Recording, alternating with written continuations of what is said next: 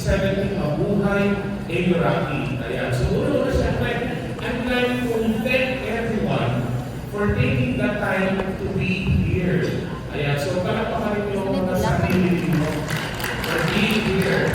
I'd like to acknowledge also our unit manager, no? Si Mary. Palakpakan natin si Mary for being here. She has a new team set up here in Iloilo.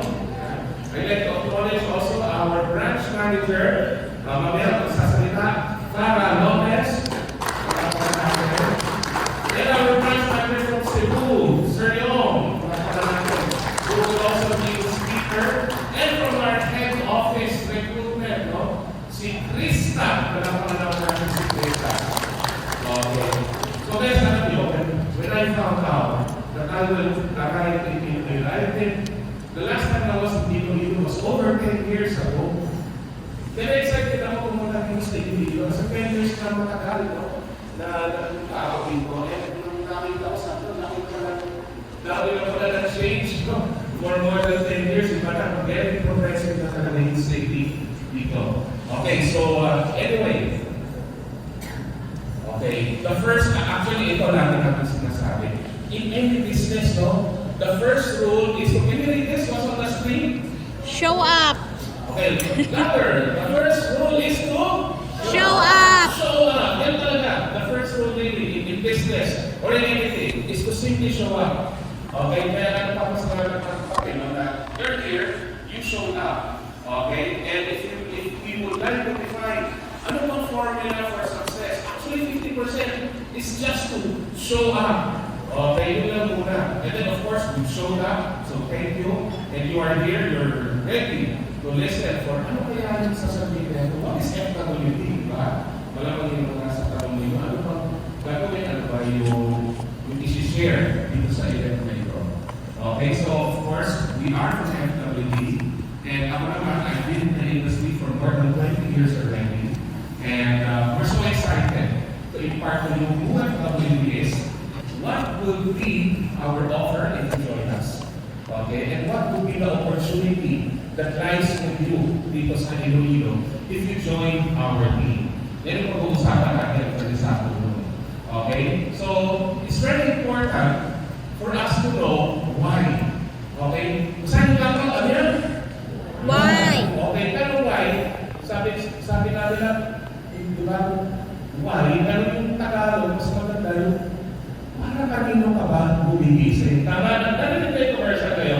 Para kanino ka bumabangon ka na, no? Para kanino ka bumabangon? You heard that? Okay, sige, ngayon, siguro I'd like to take this opportunity na lang muna to get to know siguro 1, 2, or 3 of you. Sabi na lang your name, sino nag-invite sa inyo? Okay, saan ka nag-work ngayon? Are you working? Ano lang, kwentuhan lang. Kasi maliit na naman yung crowd natin, tayo na. Para kanino ka bumabangon, sino nag-motivate sa iyo ang trabaho? At saka, ano yung expectation mo dito? Okay? Sige, let's start muna with that with you. Ano lang muna? Siguro yung name, sino ba nag-invite sa iyo? Parang maganda sa camera. Okay, by the way, this is being televised nationwide. Okay? Okay.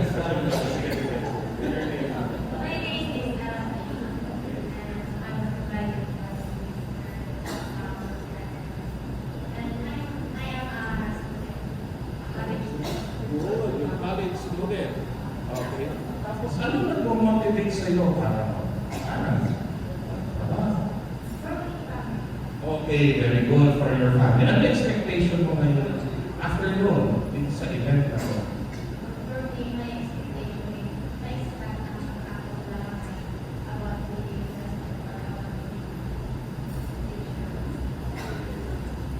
Palakpakan natin.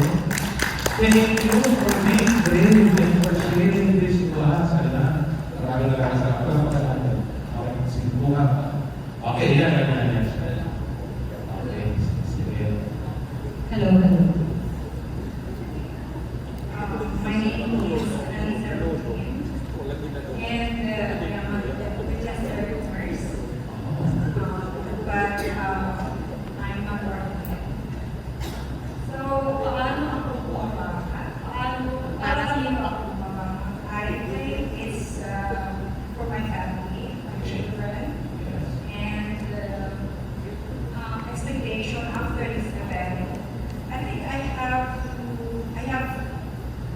I will grasp some knowledge about the topic to be discussed today, and probably I will use it in the future. Maybe I want to be part of this company, or maybe I will expand more. I will learn from this discussion or whatever we are going to discuss today, and I can apply it in my future in my life, or maybe I can do it in my business, something like that. And also one of my expectations I have with people here, maybe, I didn't know that, but probably after the event we will get to know each other. Yes. Okay, palamakan natin. Thank you. One more? One more. One more tayo. Tayo.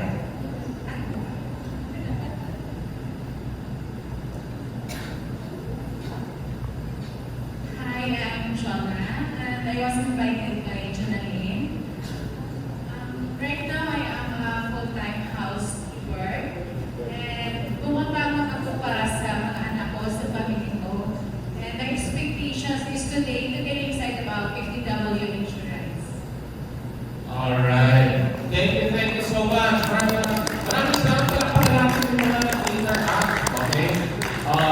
Gusto ko makilala bawat isa dito, no? Pero of course, nakita nyo na, no? We are coming from different walks of life. Okay? One is a student, no? And the other one is a registered nurse, and the other one is a housekeeper. No? Actually, napakahirap ng trabaho rin yun, no? Yung housekeeper. Thanks Dan. Okay, napakabigat din yan. Okay, so everyone coming from the walks of life, because wala naman po talagang nagsimula sa insurance. Nag-insurance lang talaga. You get me? Every one of us started as you guys. Students, no? Ako nga, that time I started very, very young. Di ba? Right now, I'm still not so young anymore. Okay, because many years now, but we started just the same, such as you. No? You listen to whatever opportunity that you are listening right now, and we seize that opportunity. Yan yun, no? So whether you are contemplating, meaning you are thinking, ano ba to? Or siguro, nag-umuli-muli ka lang, no? Ano ba yung makuha ko dito? Or you're actively looking for work.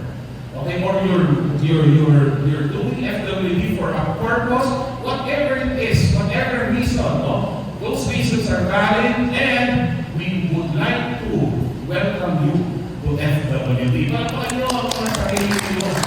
Ayan. Okay. So, yan tayo. Alright. Tingnan natin, no? This is actual.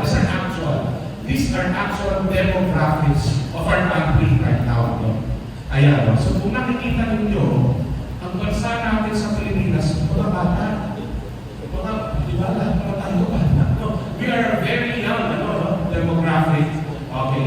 And ayan yung natin, Richard is 25 years old. Yan lang na. So in other words, in population, ang dami pa ng insurable dito, no? Insurability even after retirement.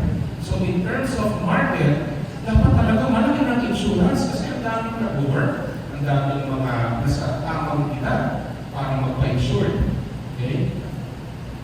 There are about 44 million out of 110 million Filipinos who are actually working already. Okay? Now, manghula tayo, ito hulaan lang. Ilang percent sa palagay ninyo out of 110 million Filipinos ang may insurance? Insurance policy. Manghula kayo. Just a one guess. How many percent? Sige nga. Pwede isa ba? Okay. Ilan? Ilang percent? 3%. 2%. Hindi ba? Okay, yan. Sige. Ilang percent? Okay. 20 years ago. Ilan sila? 20%. Okay. When I started 20 plus years ago, okay, alam mo ilang percent insured in the Philippines? 10%. 20 plus years ago, 20 plus years ago. Okay? You know now, ilang percent na lang ang may insurance in the Philippines? After after 20 years, 2%. Tama, sino nagsabi ng 2% para makanapin? Wow, 2% na lang. In other words, mas mabilis magparami ang Pilipino kaysa yung mas mabilis kumuha ng insurance policy. As a part of reflection, try to ask yourself, you don't have to answer. Try to ask yourself, kayo ba meron na kayong personal life insurance policy? Hindi yung sa company, ha? Ang binibilang dito yung personal life insurance policy. You don't have to answer. Okay? But from there, malalaman mo, baka wala pa rin eh. Di ba? Parang gano'n eh. Okay? Actually, 2%. Now, may good news, may bad news sa 2%. Okay? Anong una nyo, anong gusto nyo unahin? Yung good news o yung bad news? Yung sabi niya yung bad news muna. Para after ng bad, good na. Di ba? Ano? Anong bad news doon sa 2%? 98%, obviously, walang insurance.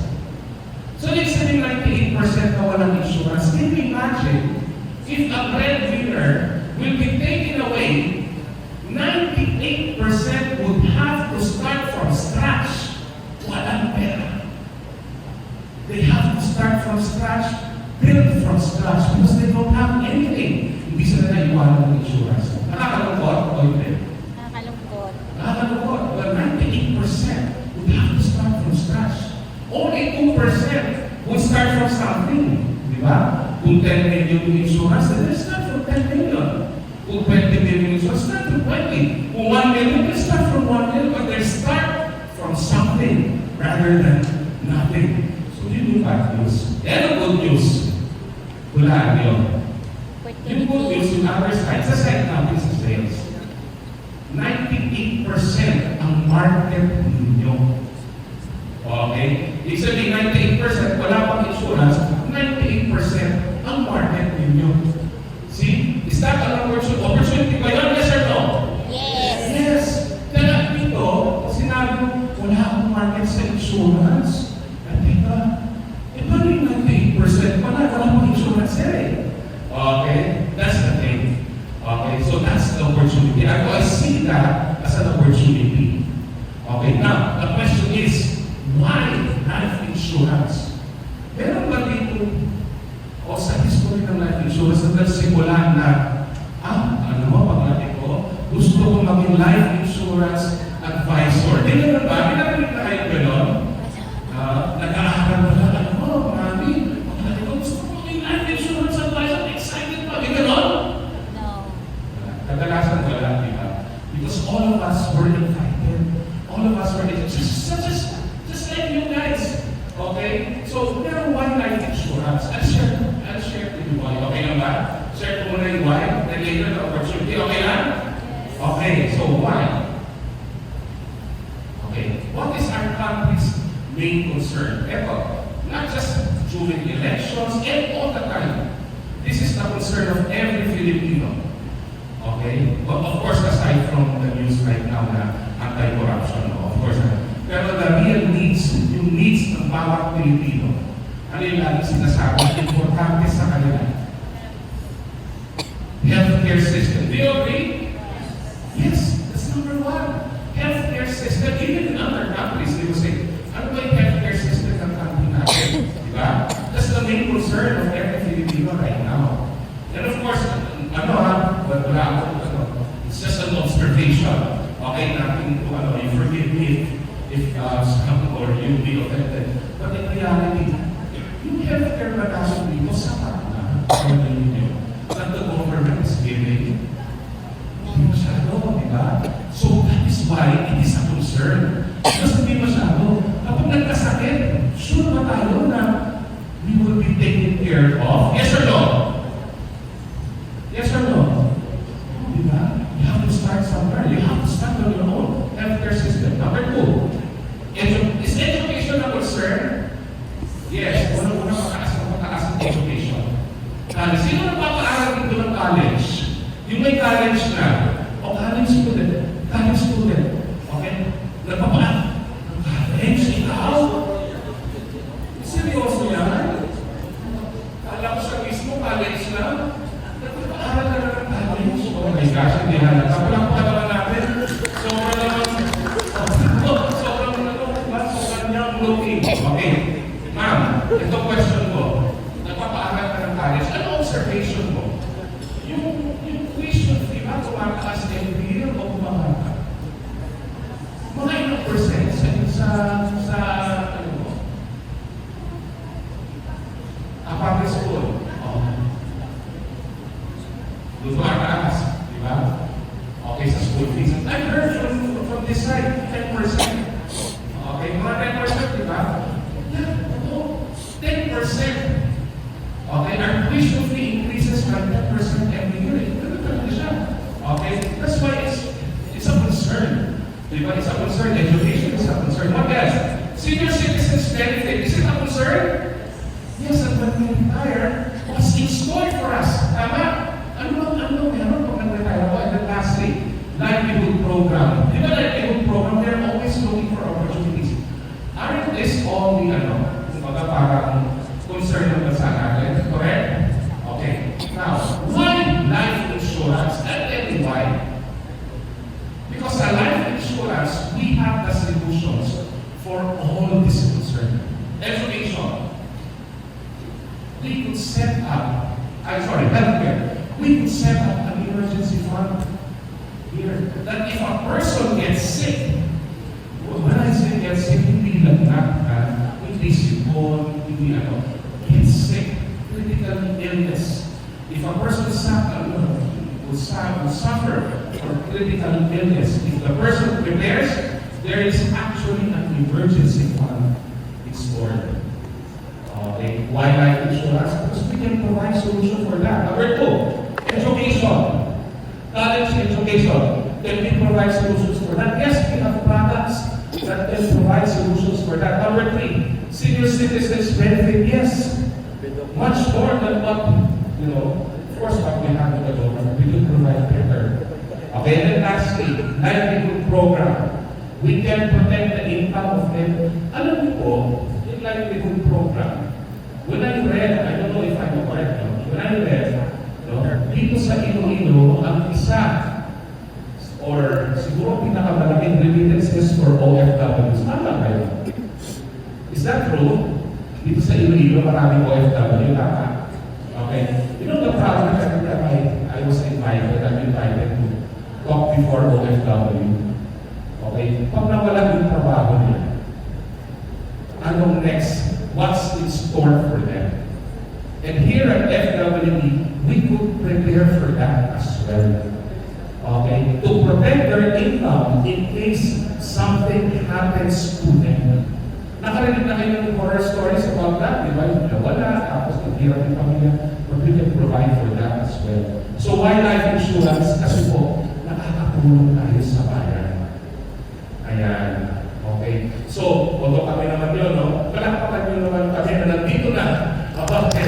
Because talaga, this profession really helps the country. Okay? Yan ang totoo. Why life insurance? Because it helps everyone. Walang age demographic ang pipili. Whether single, whether you're married, or whether you have a growing family about to retire, we have a product for each and every one. Okay? And tayo, yung mga nandito na as financial planner or advisors, okay, our clients are our clients. Kailan? Isang beses lang throughout their lifetime. Okay?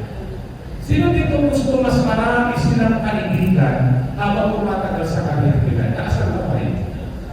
Yung gusto mas maraming kaibigan na nag-iipon kaysa kaaway. Di ba? Gusto niyo? Ito yung trabaho. Habang nagsa-start ako, di pa naman nakilala mo. Pero habang tumatagal sa trabaho, dahil kanyang why? Because your clients becomes your friends. Your clients become your, kumbaga parang kasama mo na rin sa negosyo. Nagiging deep yung relationship ninyo because kalayan mo na siya for their lifetime. Yan ang maganda dito. Okay?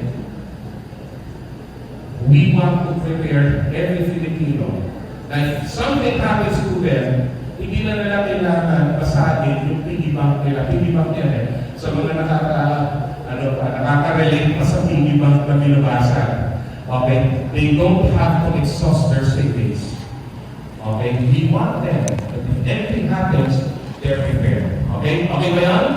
Okay. So, inuna ko po yun. Why? Because that's very important. Later, I will be discussing to you yung gusto ninyo. Magkano yung commission? Gusto niyo yan? Okay? Magkano yung benefits that you will receive? Gusto niyo yan, no?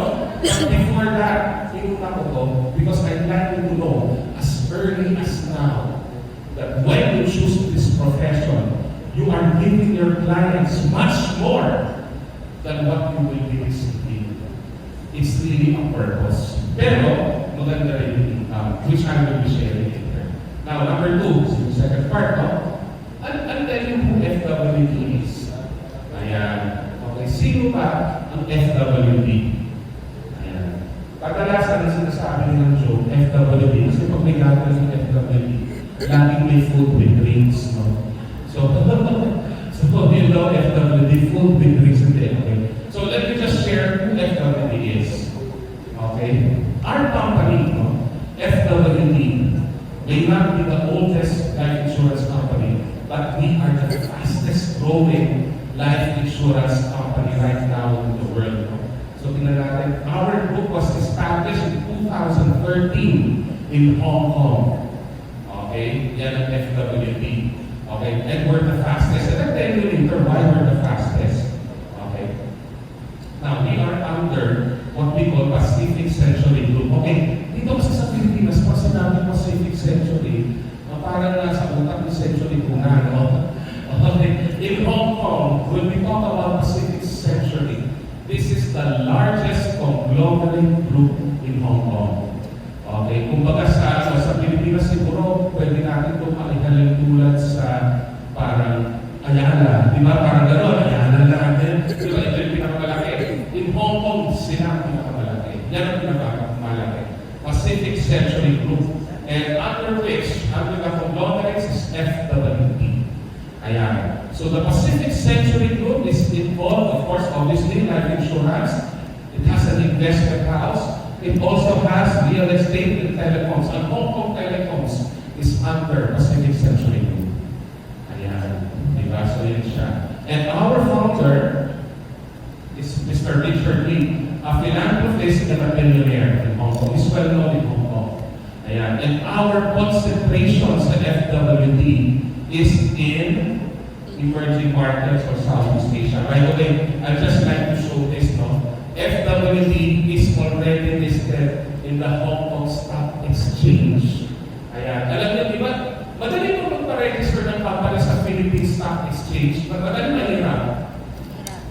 Mahirap, di ba? Hindi basta-basta because maraming requirements. Kailangan stable ka, ano, no? Okay? Lalo na sa Hong Kong Stock Exchange. And we're proud to say that FWD is a registered company at the Hong Kong Stock Exchange. And this is our presence. Okay? Our presence is in Southeast Asia. Of course, we have in the Philippines, in Hong Kong, in Singapore. One of our biggest offices in Singapore, Vietnam, Japan, Malaysia, and Cambodia. We're still growing, but we're expanding only in Asia. Ayan. So, kung meron kayong kakilala, most especially na taga Singapore, chances are they already know who FWD is. Ayan. Kasi sa Southeast Asian countries. And we have over 30 million customers, 6.3 billion in total premiums and in total assets. Ayan. That's FWD. Now, sa Pilipinas naman, sino ang FWD? Okay. So, we are ranked number 3 in terms of paid-up capital, meaning pinakamalaking capital sa lahat ng insurance company in the Philippines. We're ranked number 3, and we are number 1 in different brands. We're number 2 as most innovative brands. It's external, and we're number 1 in terms of customer experience. Marami pong policy holders ang tinanong at ano ba yung experience ninyo as far as yung customer service is concerned. FWD is number 1 in the Philippines. Okay, palakpakan naman natin ang FWD for that. Okay? And last year officially, we are the top 3 life insurance company in the Philippines in 2024. Okay, however, in quarter 1 of 2025, we are number 1 life insurance company in the Philippines. Ayan, okay, in quarter 1. And this is not based on us, this is based on the official Insurance Commission report. Ayan. Okay? So, rest assured guys, if you join us, you will not just be joining a well-capitalized life insurance company, you will be joining the fastest and most innovative life insurance company here in the Philippines.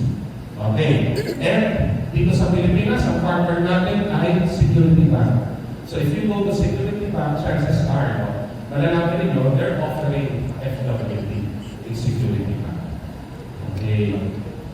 So our vision is really to change the way people feel about insurance because of our innovation, our technology, and we want people to feel that insurance is not complicated. Ayan. So yan yung ano natin, yan ang vision ng FWD. And this is, if you become FWD policy holder, we're very well digitalized already. And our advocacy is to celebrate life to all our clients. And you don't have to worry about anything. If you are a client, we want you to celebrate life, continue doing what you're doing because FWD got your back. Okay. Now, yan na. So that's the first two, no? Part of this program. Right now, okay, alam ko gusto niyo na rin marinig yung mga about conditions and all. But before that, I'd like to introduce to you our first guest speaker this afternoon. Okay, she will actually be your branch manager here in 6070 Mabuhay and Ayoraki. She has been in the industry for the last 9 years. 9 years? 10 years naman. 10 years. For the last 10 years. Okay? Here in FWD. In the industry. Okay? And she has numerous awards. She's an MPRD. She's a GAMA awardee as well. Okay? And ang GAMA po, yan po ang mga awardee for managers. And she will discuss with you her experience from being an entrepreneur. Kasi may business po kami dati. Into becoming an entrepreneur. Yan po ay an insurance entrepreneur. Because we believe that insurance is really a business entrepreneur. So without further ado, I'd like to call on our branch manager from 1670 Mabuhay Ayoraki. Palakpakan naman natin. Okay na, malakas. Okay, our FWD Farah Lopez. Good morning! Thank you for that wonderful introduction. Ayan. Thank you. Good morning! Ayan. Okay. Let me introduce myself further. I'm Farah Lopez. I'm a branch manager of FWD. And I also want to acknowledge also my FWM Mary with her team. And of course, from the joining lahat, we will be joining our team. Diba? Thank you for coming. Thank you for today. So I'm here. Invite ako today, ni Director Jonas, to share my story, to share my journey as an intrapreneurship. We call it intrapreneurship. It's a life insurance entrepreneur. So, yeah. Sorry. How did I get into entrepreneurship? Ano ba to? So I started off from the very beginning. I actually graduated of computer science in Singapore. So natapos ako ng computer science. I'm a programmer or an IT. Diba? Parang ang layo sa profession ko ngayon. So I studied there in Singapore, but during the time na nag-aaral ako doon, I'm also, doing part-time jobs sa company minsan. Then after I graduated na, nagtrabaho din ako 2 years sa Singapore. I became an employee in Singapore.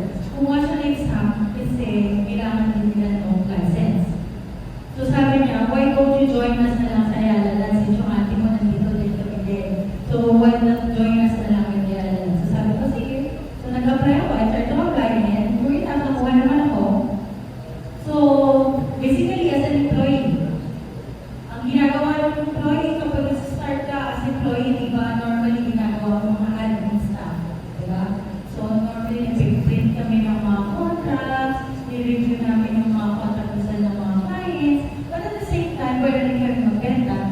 So, marami kami trainings about the product, sa mga product, kung ano yung meron kami ng mga projects na mayala lang within the whole Philippines. So, dumating din yung time na kami na rin nag-train ng mga onboarding property specialist. So, one time, sabi ng, basically nasa office pa rin, 9 to 5, no? One time sabi ng boss ko, sabi niya, since very familiar ka na with the product, sama kita sa one of the presentation natin yung namin sa labas.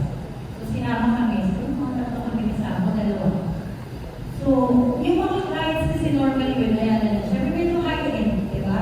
Especially doon sa project namin sa Bayan, meron, we were selling not just yung property, but we also sell exclusive membership.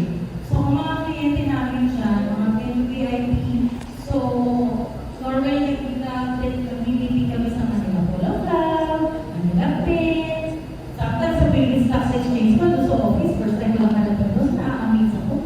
Ganyan, yung mga client. So, later on, na-realize ko, sabi ko, parang gusto ko itong ginagawa.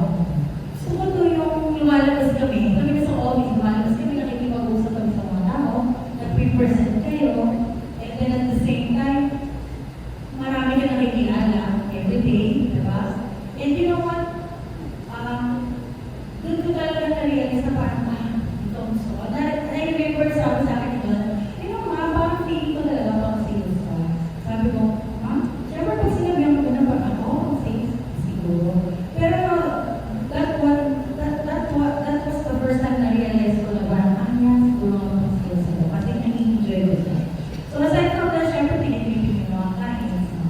So, but in 2011, si Jonas was offered to transfer in Mindanao because he will be handling the Mindanao office, Mindanao branch dun sa work niya.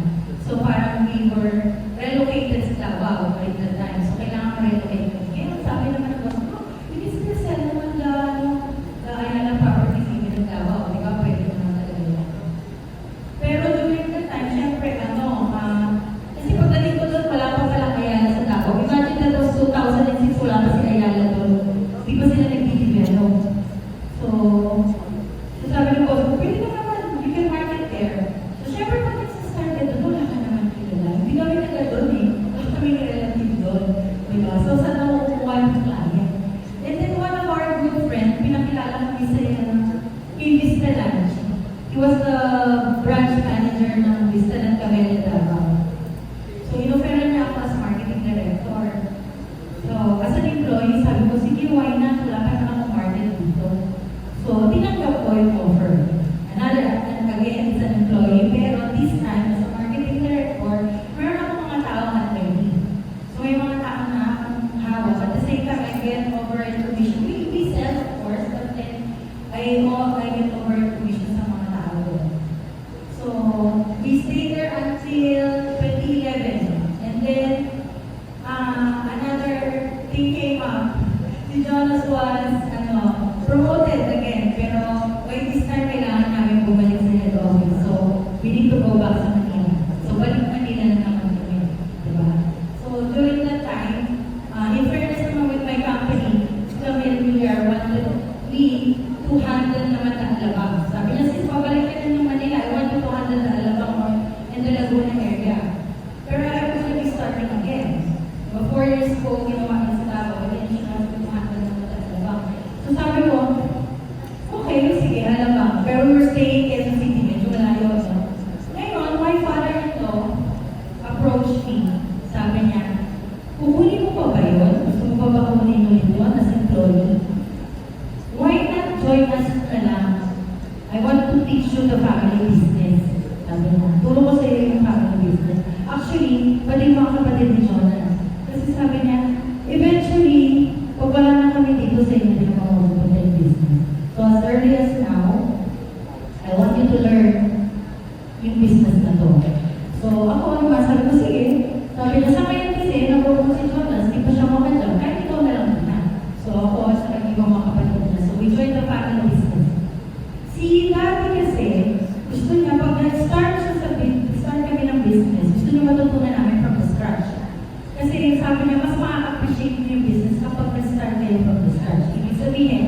want you to learn how to open your own branch, pero at your own expense. Hindi ko kayo tutulungan monetary, pero tutulungan ko kayo kung paano gawin.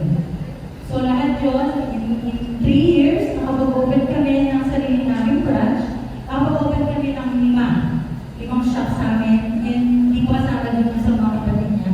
So total, nag-run kami ng 30 branches within Luzon area, not just in Metro Manila, but in Luzon. So meron kami sa mga SM, sa Shopwise, sa Walter Mart. So, 3 years. In 3 years, in 2013, may nangyari. There's an unexpected event na nangyayari naman normal sa buhay natin, di ba? May mga bagay tayo hindi inaasahan na nangyayari. So, my father-in-law had a stroke and he died within a week. So, he died. And during that time, ini-incorporate pa namin ang business. Dati hindi pa siya under corporation. Since nag-join kami, nagbukas kami ng sarili namin branch, so in-incorporate na. We were on the process of incorporating our business. Pero namatay si Daddy. And alam niyo naman, pag may namatay, may distribution of assets, meron tayong mga extrajudicial dyan, di ba? Sa may mga proseso, mahaba yung proseso. And after I heard the 10th anniversary ni father-in-law, ni Daddy, pinaupo kami with the family lawyer. And kinausap kami, although we thought that tumatakbo na yung incorporation, diba? Pinaprocess na. Pero pinaupo kami with the lawyer, and sabi ng lawyer, hindi kami kasama sa corporation. Tinanggal kami. And that's the third wife of my father-in-law. Well, of course, yung mom niya, yung first wife already died. But the second one, hindi nag-okay. And then this is the third wife na yung kasama. So, hindi kami sinama sa corporation. Pati yung mga shop na binuksan namin, kinuha. Kasi isa lang ang pangalan nun eh. So, parang kami lahat, parang, ano nangyari? Nagulat kami. And the third wife, is with our father-in-law for 25 years. 25 years na nakasama. So, hindi namin nakalain na gagawin sa amin. Imagine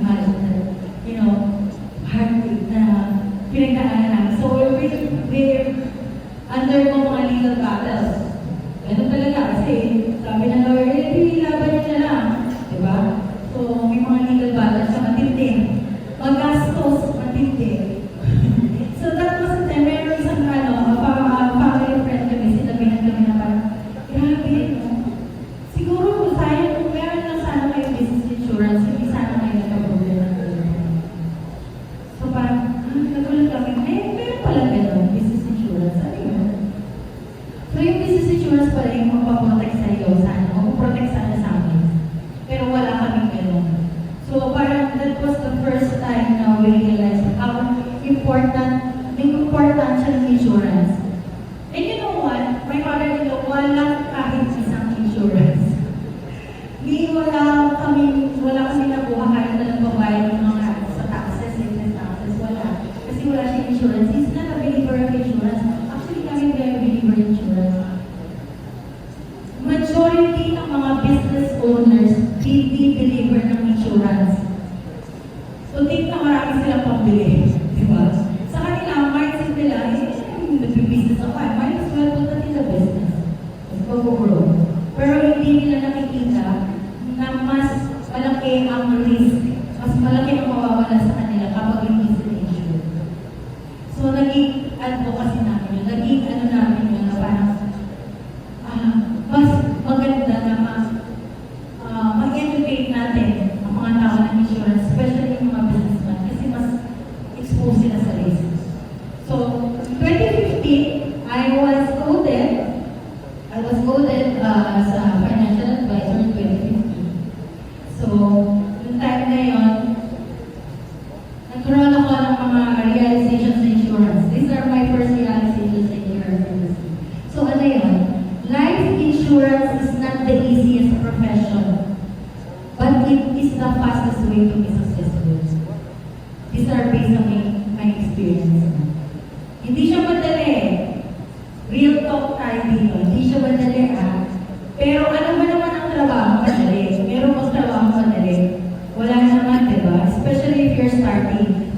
willing to learn, and if you really want to do this, di ba, you're going to be successful. Fastest, why? Dito, especially with FWD na, kung makakabenta ka lang per month, kahit lang per week, pero makakikita per week. So it's just like opening a business. Kapag nagbukas ka ng tindahan mo everyday, kumikita ka everyday. It's the same thing. So kung nagpa-prospect ka nakikipag-usap ka everyday, definitely meron at meron ka. Pero imagine, weekly ang sweldo dito. If you live, any company na nagpapasweldo dito ng weekly, meron siguro mabihira, pero dito weekly ang sweldo. So, ayan. And next is, yan. During the time na, pag nasa-start kayo as pag nasa-start ka sa business ng selling, ano ba yung unang-unang tinuturo sa inyo? Ano tinuturo sa atin? Sino yung unang-unang mong market? Sino yung unang mong binibentahan? Meron tayong tinatawag ng KKK. Familiar ba kayo sa KKK? Ha? Kaibigan. Wala na. KKK, ibig sabihin nun, Kaibigan ka pamilya ka. ayun, tama. Kapamilya, kamag-anak, at kaibigan. Diba? Siyempre, yun ang unang mong market. Diba? So, kung kapamilya, madali. Kapatid mo, nanin mo, siyempre, makukuhanin mo yung anak mo. Pero, na-realize ko, pagdating pa lang sa kamag-anak, oops, meron ng rejection, meron na kaagad na parang, ano yan? Anong pinibentahan mo ako ng ganyan? Nagkahinti ka, bakit ka nagkahinti lang? Hindi mo marketing director ka na dati. May mga dream stealer na, di ba? May mga nega. Punta ka pa sa kaibigan, yan din, di ba napapansin mo? So nakikita mo, marami palang rejection dito, di ba? Na-realize ko yun yung pagpasok ko, especially pag nasa-start ka. Pero you know what, may personality kasi, pag kami naman ako, hindi ako yung basta susuko, pag sinabihan ako beso. Papatunayan ko sa kanya, ahente lang, hindi ako ahente lang. Di ba? So, kung ayaw ko, I move forward. Naghanap ako ng ibang client. Hindi ko ma-close yung mga kamag-anak, and kaibigan. Naghanap ako ng mga dati kong client. Hindi ko kilala or hindi ko kilala. And then na-realize ko, ba nasa-start ka, mas madali pa lang bentahan yung mga taong hindi mo kilala. Di ba? Actually, yung best friend ko mismo, hindi ko kagad na bentahan. But eventually, nung start ka na, kung ibenta ka na, yung mga dati, hindi ko kuha sa'yo, sila na mismo lalapit sa'yo. Mabentahan ko rin. Diba? Lumapit din sila sa'yo later on. So, ayun, eventually, kasi naging ano ka na, tuloy-tuloy na, nag-awards ka na, nakita ko, ganito pala. Na-enjoy ko siya, may nila pero na-enjoy ko sa trabaho ko. So, syempre, being a life insurance advisor, kailangan mag-MDRT ka. Parang, sabi nila, pag hindi ka nag-MDRT, parang hindi ka full-fledged financial advisor. Yun yung sabi ng branch manager ko sa akin. So, syempre, nag-keep ako for MDRT. So, may mga client naman ako na benta ko yung mga network. Pero hindi ko pa naman maximize yung benta ko sa kanila. So, kasi hindi ako confident to sell yung malalaki. Parang feeling ko hindi ko ako confident to sell pero mga malalaking account. Pero it's just a confidence. The same lang naman pagbenta doon, hindi ka lang confident. So, sabi mo, kasi kaya turuan kita, by next week, I'll be going to Davao. Sabi niya, Alan, I will be having an appointment in Davao. So, gusto ko, mag-set kayo ng appointment. Actually, iba kami sinabihan ng mga markets sa Davao. Sabi niya, mag-set kayo ng appointment. Kailangan high net worth client, ha? So, talagang very specific yung instruction niya. High net worth client. Ibig sabihin, yung malalaking big clients lang. Otherwise, kung hindi high net worth client yan, hindi na kita sasamahan. Ito na lang. So, kami naman, syempre ako, sa ito naghanap ako, minessage ko yung mga clients, mga prospect. So, siguro sa dami ng minessage ko, meron namang 5 na nag-confirm for appointment. So, you know naman, the attrition of, pag nag-invite kayo, ilan na yung attrition na matutuloy? Normally, 30%, di ba? So, doon sa 5 yun, na nag-confirm ng appointment, isa lang ang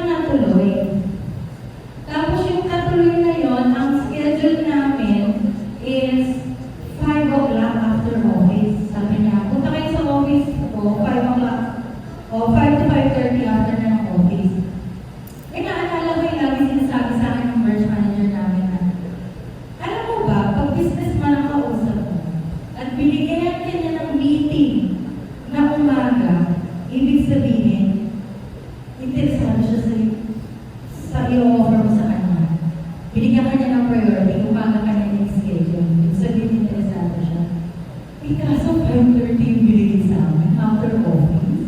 So sabi ko, oh no, kinabahan na ako doon. No? Siyempre parang, sabi naman, ano ba ito kami nagtawa? Tapos gano'n, mukhang hindi interesado. Kasi normally, businessman are very busy. So the whole day yan, nakikipag-meeting. Diba? So kapag kahapon ka na yung schedule niya, pagod na yan. Diba? Binigyan ka lang niya ng appointment, pero huli ka sa priority niya. Ibig sabihin, pinipigyan ka lang.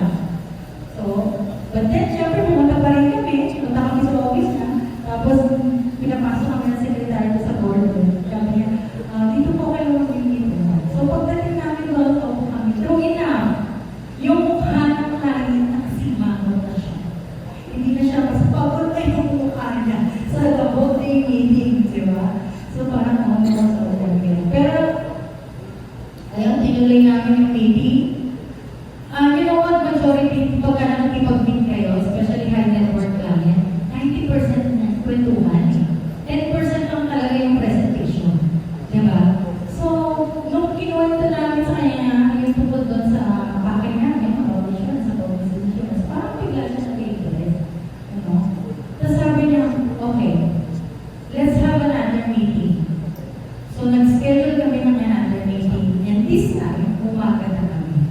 Diba? Kasi sabi niya, I want to learn yung ino-offer mo. I want to learn about the business insurance. So, binigyan niya kami ng slot ng umaga. So, yun. Nung bumalik kami, on that day, we closed that sale. And then, you know how much yung kinuha ng client? Ang close namin. Cover for our 100 million insurance. Diba? So, sulit, diba? So, yun yung sinasabi ko, hindi siya madali, pero this will be a fastest way to earn money. If you just tap the right market, if you work hard, if you're willing to learn, kung gusto mong gawin, pwede. Diba?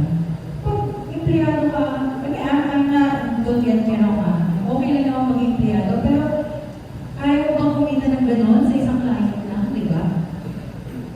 Diba? Hindi naman nangyayari ng normally. Pero dito sa industry na to, pwede siyang mangyari. So, yun. So, that was my first MPRT. So, nag-MPRT of that client. So, yeah, from advisor to entrepreneur. Of course, syempre, kapag yung business mo gumaganda na ngayon yung negosyo, maganda na yung kita, di ba normally yung gagawin mo, mag-expand ka na. Mag-open ka ng another shop, mag-open ka ng another branch. Di ba? Ganun ang ginagawa. So, ganun din dito. Pero career growth, ano yun? Siyempre, after that, pera na ako ng manage ko, mag-manager ka na. Di ba? Imagine kung matuplicate mo yung ginagawa mo sa iba.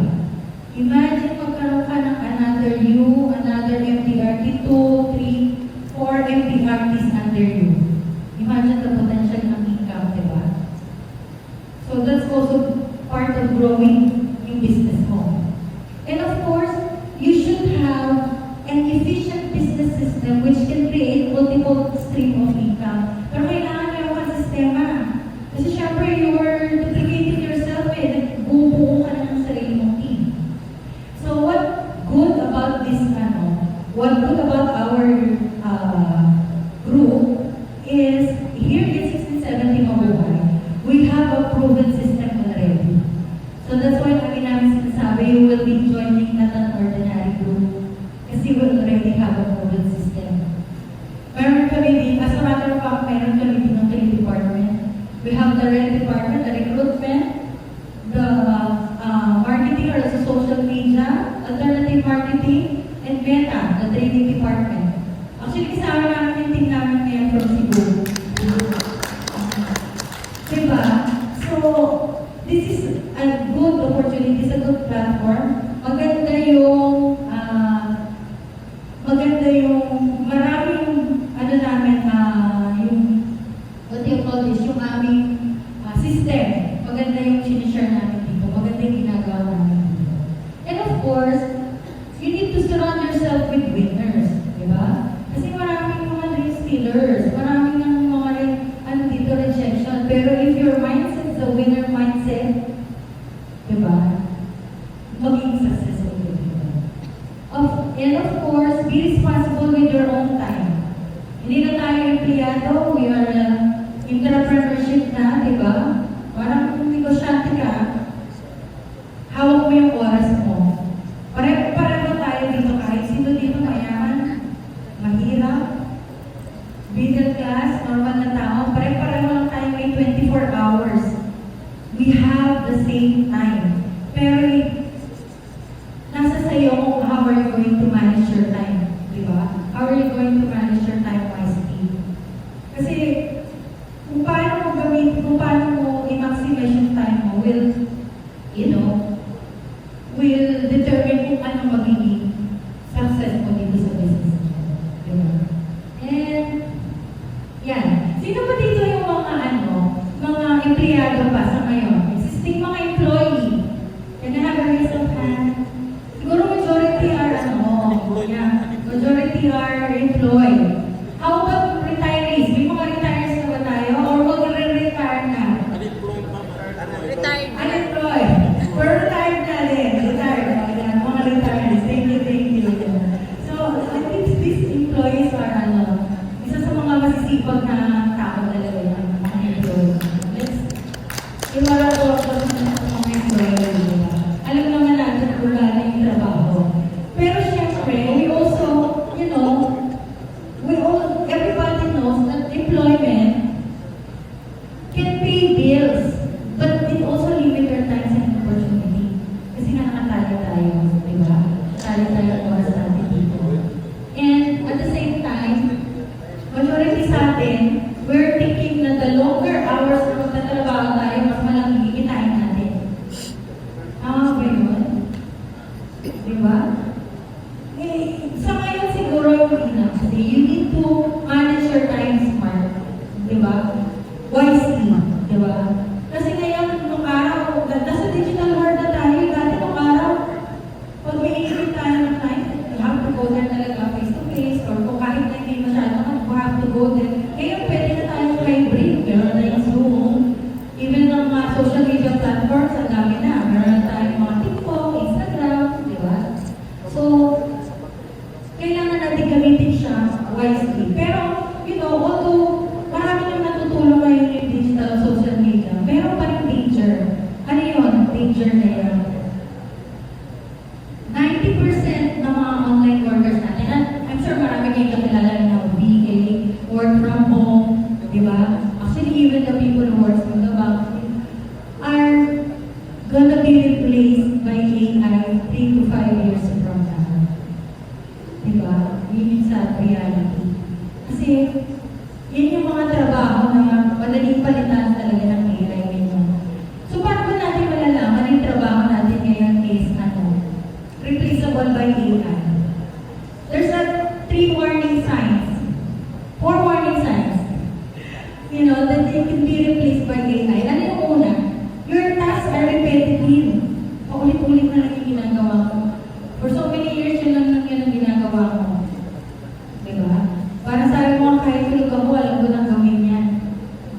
Next is, script usage. Diba? Actually, ngayon pala ginagamit na natin yan. When we want to send yung parang mas formal na email, diba? Gawin na lang natin ang AI para mas maganda. Diba? Memos, yung mga ganyan. And then, what else? You are paid per hour basis. Per hour basis ang pay. Remember, businessman paid for a result, not sa per hour basis. Kasi otherwise, di ba, mas magiging cost efficient kung magbabayad na lang sila ng isa sa magbabayad sila ng per hour, di ba? Magbabayad sila ng per hour. And of course, yung skills mo do not evolve anymore. Kasi yun na nga, repetitive na, paulit-ulit na lang, wala nang bago. Pero maganda sa business natin ito, we continue learning. Palagi tayo may mga training dito. As I mentioned kanina, we have META, we have a training department. So, did you know that most of our trainings, not just only in FWD, but also in system costly. They are all paid. Pero we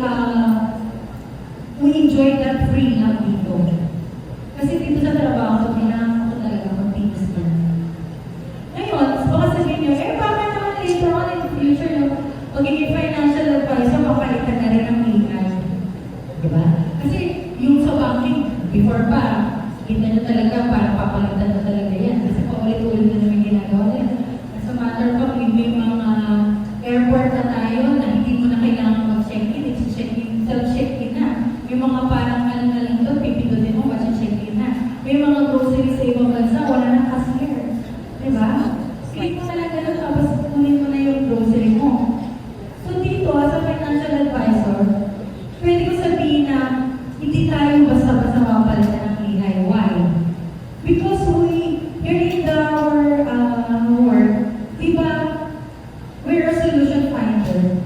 And one of the foundation of being a financial advisor or planner is yung to build the trust with your client. Bakit makukuha siya ng insurance sa'yo, di ba? Kailangan may trust sa sa'yo para makuha siya ng insurance. We provide solution kasi we provide solution sa mga clients natin. Bakit ba kailangan nila kumuha ng insurance? Kasi katulad namin, dati hindi namin believer. Kung hindi mo may nangyari sa family namin, di ba ka nag-bill sa insurance, di ba? So, yun yung importansya ng pagiging financial planner. Di ba? Meron siyang, especially dito sa probinsya, majority din nakaklose mo ng client face-to-face pa rin. Di ba? So, we're not easily replaced by AI. And then, doon naman sa, employee. Sa mga employee transition to entrepreneur, the good news is, before you will replace by AI, pwede nyo nang gawin ng business na mo. Di mo naman kailangan mag-resign ka agad. Pwede mo siyang gawin part-time. You can start part-time, but it's also good kung magsa-start ka din as full-time. Pero kung hindi ka pa rin, pwede ka mag-start as part-time. Kasi yung market mo sa kumpanya mo, yun yung magiging kliyente mo. Yung business na to, pwede mo siyang i-integrate sa lifestyle mo. Ang ibig sabihin, kung meron kang mga associations, may mga club members ka, meron kang mga sports group, may mga group association, yun ang market mo. Yun din yung magiging client mo. So, lumalaki yung influence mo, diba? And at the same time, and at the same time, you study and learn and be solution finder. Yun na sabi ko nga kanina, diba? We have to be continued learning. And of course, kailangan may set ng goals ka. So kung halimbawa sabi mo, magpa-part-time lang muna ako ngayon, pero dapat may goal ka. Diba? Ang goal mo, hanggang kailan ka part-time? Next year? Next year? Diba? So dapat, kailangan within 2 years, full-time na ako dito sa ginagawa ko ng tulad sa Philippines. O bibigyan ko yung sarili ko ng 1 year before ako mag-full-time. Kasi, yun doon mag-i-increase ang income mo. And once your income is sufficient, then you will be a full-time entrepreneur. Yun na yung start mo maging full-time. Doon naman sa mga retirees kanina, di ba? O yung mga mag-retire na. Baka sabihin nyo, ako retire na ako, paano yan? Okay, hindi na ako pwede dyan. That's the, yung misconception lagi natin, di ba? Actually, mas better. Kasi parang mas broad na yung market nyo. Di ba? Kumbaga parang na yan, mas marami na people are already listen to you. Marami na kayong market. Hindi na lang yung father ng company, yung lolo ng kumpanya, yung mga anak, second generation to third generation. Pwede mo silang bentahan. Kasi kilala mo na sila. Diba? Marami sa atin yung mga nagre-retire na, kung malapit na mag-retire, marami akong kilala. Actually, kaya din kami mga kasama dito na nag-retire sa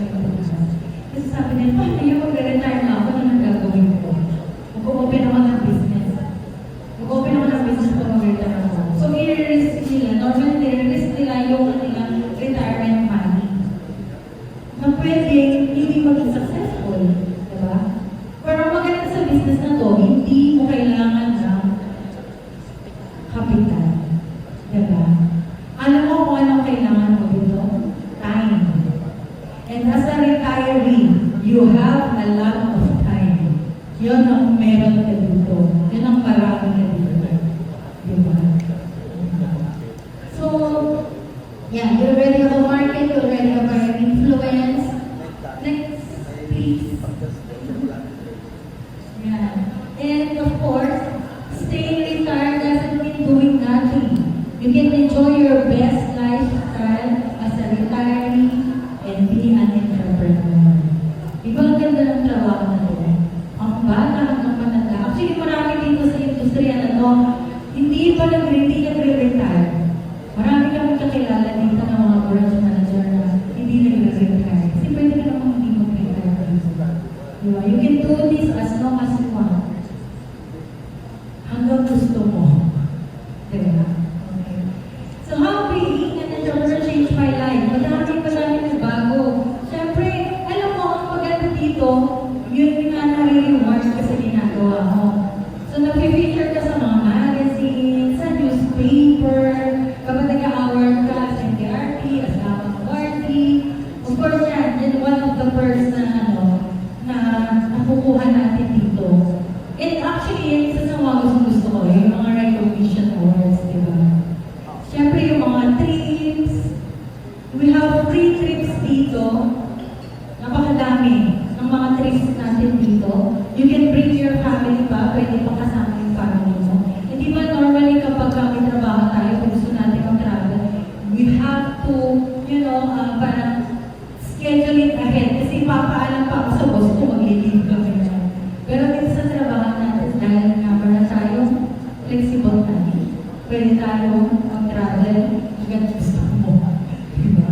At your own time, at your own, schedule. So these are just all my, mga travel incentive. Yan, and the awards.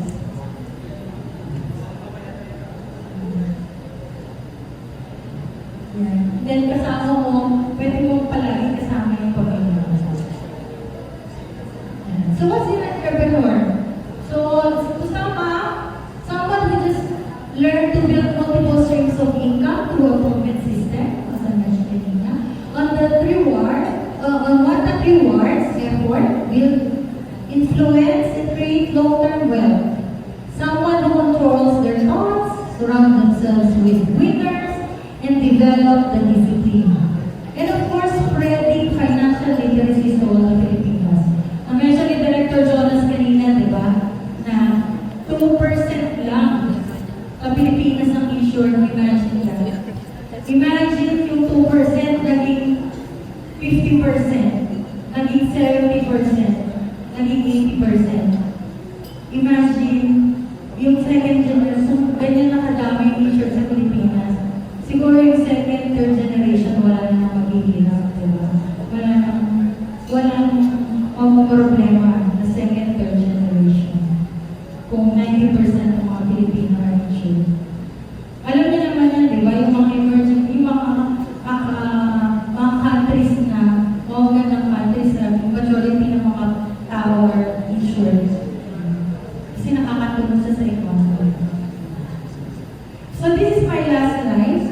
I want you to remember this message. Para pag naalala niyo yung message na ito, maalala niyo. Well, it's not about age. It's about action. And that action starts now. I want you to look sa mga katabi niyo. Tingnan niyo yung mga katabi niyo. Sige.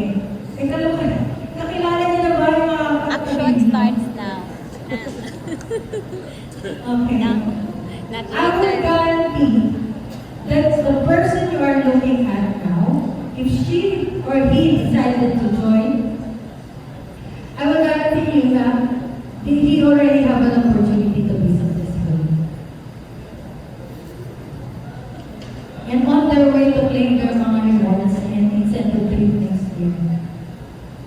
So, if you do not decide now, you will look back on this day. Masasabihin mo, sana pala nag-join ako dun sa 16-17 ako last year.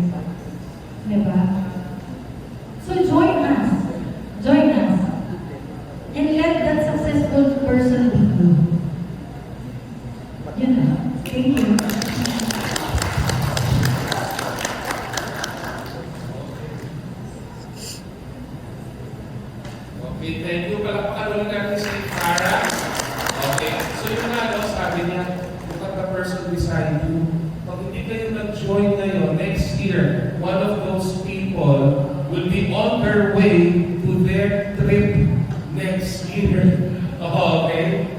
sasabihin mo, sorry, nag-joy ka.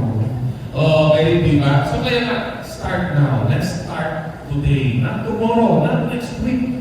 Today. Okay? Kaya kung katingin mo, sabihin mo sa katabi mo, tara, let's start na. Today na. Now na. And then we are taking the steps on how to enjoy. Okay? So excited pa kayo to know how much yung income and opportunities here at FWD?